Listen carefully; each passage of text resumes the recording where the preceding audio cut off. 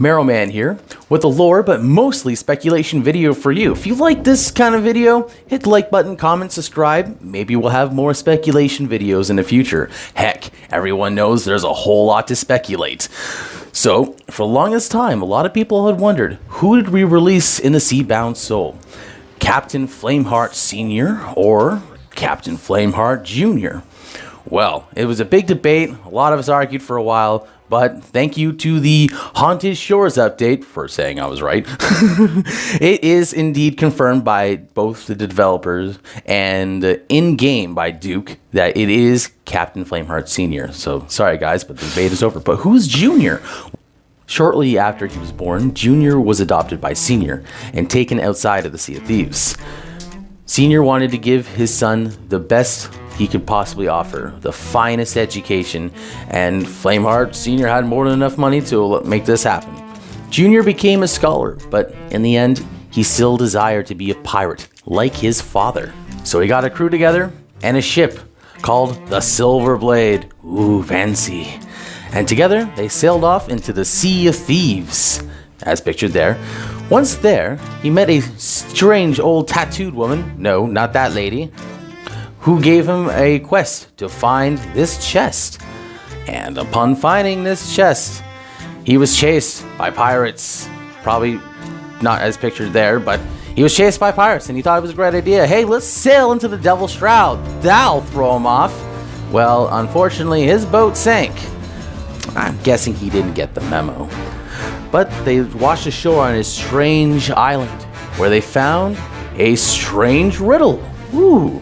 That led him inside a strange cave. I'm not sure if there's emphasis on strange here. Anyway, inside this cave, they found a golden chalice full of infinite water. They were thirsty, so they drank it. And they started turning into skeletons. Their flesh started falling off. But Junior was the only one to retain his consciousness. They met a strange old man named the Captain, who was also a skeleton, and informed him that Junior's father had stranded him there years ago. Junior goes with the captain and is unknown what happens after this. Now keep in mind, Briggsy was searching for a cure to the skeleton curse. This is very important to keep in mind. This is a what if Junior had found this cure. Let's divert our attention to the Wild Treasures sea post. It's a great sea post, you know, if you like dingy waters and no color anywhere. But again, we must take a look at this sea post. It's the only one shaped as a heart. Well, close to shaped as a heart. Now, this may be totally irrelevant. What is a skeleton cage here? I'm not really sure what. Probably has nothing to do with anything. I just thought that, you know, the hatch being way over here. Who could have such force to kick it open like that? Oh no.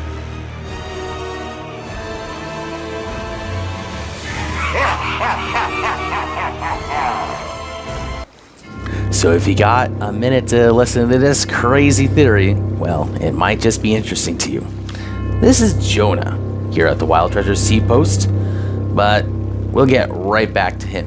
First, who is this unfortunate fellow? Theory. The previous merchant killed and replaced by... So let's focus on some features. Example, he's got a weird, creepy eye. Now, I'm not discriminating against pirates out there that have creepy eyes. I know there's a lot of you. One thing to note, rare is heavy with symbolism. The color green in the 1600s representing corruption. And in some artist literations, the devil himself depicted as wearing green. Now, this could just be all just coincidence. Now, this is the most important thing of all. He has a rune covered up on his arm. Now, whether it's skeleton or Order Soul Sigil remains to be known. Now, we'll get back to that.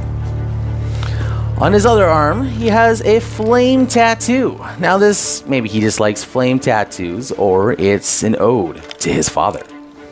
Also, you know, being a guy that likes fire. Ooh, spooky. Now, I'm not judging for any pirate out there that has flame tattoos. Although, I don't know of any of them. And this could be just a texture issue, but it seems just like some weird burn mark at the back of his neck. It's probably just a texture issue. But he's still creepy.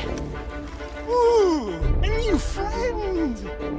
You'll notice he gets excited at new customers, new friends, and frequently mentions his mother. I find that to be quite relevant, seeing as Junior would have been solely raised by his mother figure, whomever that may have been. His dialogue suggests that he yearns for the pirate life and wants you to come pick him up on his ship, although impossible. He frequently gets new stock, but keep in mind, as a scholar, Junior would be more than qualified to be a merchant. One thing to keep in mind is that he's wanting new friends. Maybe this is just genuinely how he is. He's looking for friends and he seems very lonely, but again, reveres his mother. And mentions of an incident at Daggertooth Outpost, but upon asking the people at Daggertooth Outpost, no one says anything. Please, don't be gone long. Please stay. Perhaps his desperation for friends is some sort of call for help. Maybe Jonah Jr. is not a bad person. Don't take my word for it, though. Let's ask this local here. Excuse me, sir. Quickly, hand over your things and sail away. Did he see ye arrive? Shh, don't let him hear us. If I turn into a skeleton like him, kill me. Don't worry, I'll keep watching him while you're out hunting. At first I thought maybe my theory is crazy, but talking to this man, this is all he is concerned about. He believes that Jonah is indeed a skeleton lord, hidden in plain sight, disguised as a human, getting his undead army ready, and using his powers of corruption to twist the minds of his friends and family. Now, he could be just a crazy man making a conspiracy up about a poor innocent traitor like I have been with this video. Well, supposedly he sleeps for less than an hour a day, but other than nodding off, he doesn't really seem to sleep at all, which, let's face it, none of the NPCs sleep. Keep in mind, it's worth noting that this man has a wife. She's located in the Devil's Roar, one of the sea posts there, the Roaring Traitor sea post. And she stated that she left him because of his crazy story. That being said, what if? Huh? What if?